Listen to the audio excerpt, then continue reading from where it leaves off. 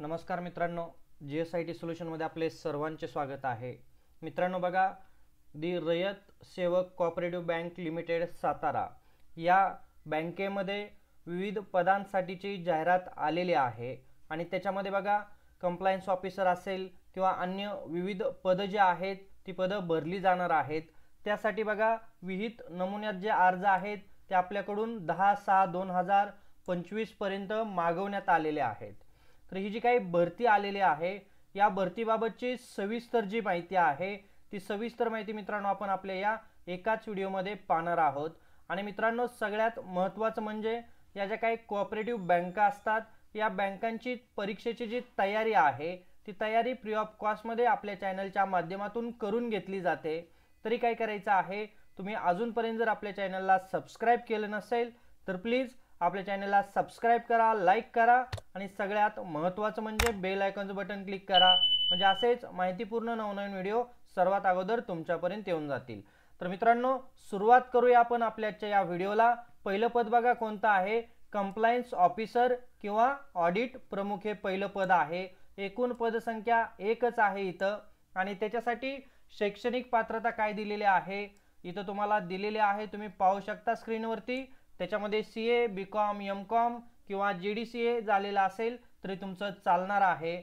आणि त्याचबरोबर प्राधान्य कोणाला दिलं जाणार आहे तेही इथं दिलेलं आहे, जे CA-IIB असतील किंवा जे JA-IIB असतील, MBA असेल किंवा ICWA असेल त्यांना इथं प्राधान्य दिलं जाणार आहे। त्याच्यानंतर बघा RBI कंप्लायन्स बाबतचा अनुभव असल्यास देखील तुम्हाला इथं प्राधान्य देण्यात येणार आहे। आणि सगळ्यात महत्त्वाचं म्हणजे अनुभव किती मागितलेला आहे इथं, तर बँकिंग क्षेत्रातील किमान 7 वर्षाचा अनुभव आपल्याला इथं मागितलेला आहे। आलं का लक्षात कशा पद्धतीनं कंप्लायन्स ऑफिसर किंवा ऑडिट प्रमुख या पदासाठीच्या रिक्वायरमेंट आहे। त्याच्यानंतर पुढचं पद आहे संगणक म्हणजेच IT विभाग प्रमुख। बघा पुढचं पद आहे IT विभाग प्रमुख, एकच पद आहे हे देखील आणि याच्या शैक्षणिक पात्रता इथं तुम्हाला स्क्रीनवरती दिसत आहेत। मान्यता प्राप्त विद्यापीठातून पूर्णवेळ कॉम्प्युटरची किंवा इन्फॉर्मेशन टेक्नॉलॉजी, टेलिकम्युनिकेशन या क्षेत्रातील पदवी किंवा पदव्युत्तर परीक्षा उत्तीर्ण असणं इथं तुम्हाला आवश्यक आहे। आलं का लक्षात। आणि अनुभवाच्या बाबतीत काय म्हटलेलं आहे पहा इथं, बँकिंग व वित्तीय क्षेत्रातील CBS एन्व्हायरमेंट, सायबर सुरक्षा, डिजिटल चॅनल यातील तुम्हाला अनुभव असणं आवश्यक आहे। त्याचबरोबर पदवी उमेदवारांसाठी 7 वर्षाचा अनुभव आवश्यक आहे आणि पदव्युत्तर उमेदवारांसाठी 5 वर्षाचा विभाग प्रमुख अथवा समकक्ष कामाचा अनुभव असणं इथं आवश्यक आहे, हे लक्षात घ्या। आलं का लक्षात काय आहे ते।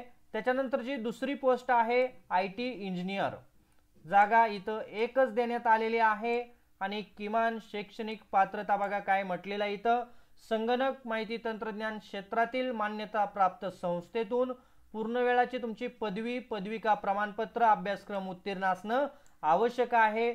उदाहरणार्थ BE, BCA, BCS, MCA किंवा CDAC PG कोर्स किंवा DIE, DME कोर्स असेल तर तुमचं इथं चालणार आहे। आणि इथं प्राधान्य कोणाला दिलं जाणार आहे, जे CCNA कोर्स उत्तीर्ण विद्यार्थी आहेत त्यांना इथं प्राधान्य दिलं जाणार आहे।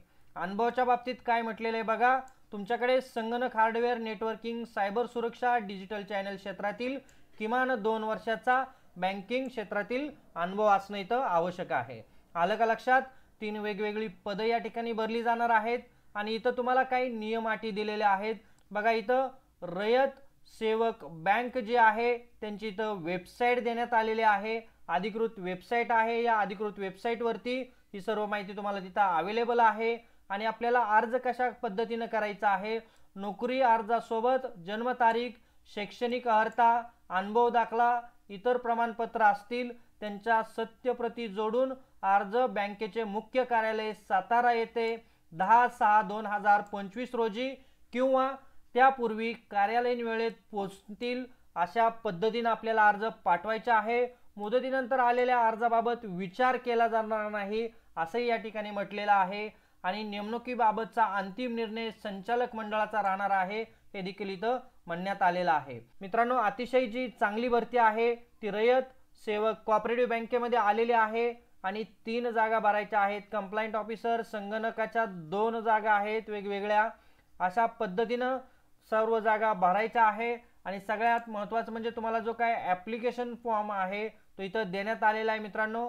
ही जी काय PDF आहे या PDFची लिंक मी तुम्हाला काय करत आहे या व्हिडिओच्या डिस्क्रिप्शन बॉक्समध्ये देत आहे।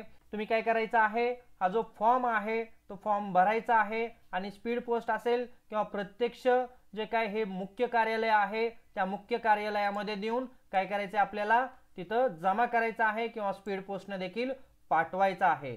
तर बघा मित्रांनो, तुम्हाला जर इच्छुक असेल या ठिकाणी जॉबसाठी तर निश्चितच अर्ज करायचा आहे। आणि सगळ्यात महत्त्वाचं म्हणजे मित्रांनो, अशाच माहितीपूर्ण व्हिडिओसाठी तुम्ही अजूनपर्यंत जर आपल्या चॅनलला सबस्क्राईब केलं नसेल तर प्लीज आपल्या चॅनलला सबस्क्राईब करा, लाईक करा आणि सगळ्यात महत्त्वाचं म्हणजे बेल आयकॉनचं बटन क्लिक करा, म्हणजे असेच माहितीपूर्ण नवनवीन व्हिडिओ सर्वात अगोदर तुमच्यापर्यंत येऊन जातील। तर भेटूया अशाच नव्या माहिती बरोबर। जय हिंद, जय महाराष्ट्र।